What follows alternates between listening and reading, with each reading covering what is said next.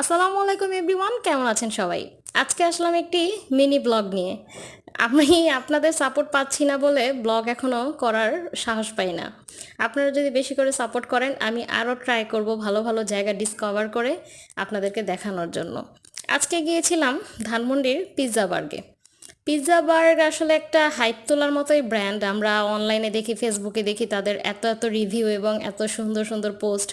তো সেই হিসেবে যাওয়ার পরে আমি খুবই ডিসঅ্যাপয়েন্টেড ছিলাম। ওখানে গিয়ে আমার কাছে মনে হচ্ছিল আমি গ্রামের কোনো কমিউনিটি সেন্টারে বিয়ে খেতে আসছি। এত হইচই এবং আমরা নিজেরাই নিজেদের কথা শুনতে পাচ্ছিলাম না, এত রাশ ছিল। রাশ থাকাটা যে কোনো জায়গার একটা পজিটিভ দিক, কিন্তু সেই রাশটাকে মেনটেন করাও তো দরকার, তাই না? যাই হোক, খাবারটা ছিল কিন্তু অসাধারণ টেস্ট। পিৎজাটা বলা যায় খুবই মজা। আমি এর আগে দুইটা চিকেন প্যাটি বার্গার অর্ডার করছিলাম, সেই বার্গারগুলো ছিল অ্যাভারেজ, আমার কাছে ততটাও ভালো লাগে নাই। আমি মনে করি এর চেয়ে রোড সাইডের যে আমরা বার্গারগুলো খাই সেটাও মজা, কিন্তু পিৎজাটা যেহেতু ওদের সিগনেচার আইটেম, পিৎজাটা খুব মজা ছিল।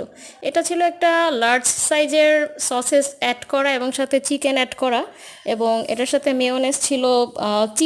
চিজের পরিমাণটা একটু কমই ছিল। তারপরে পিৎজাটা বলা যায় খুবই ভালো হয়েছে। 10 এটাতে আমি 8 দিব। ওকে, ভালো থাকবেন সবাই।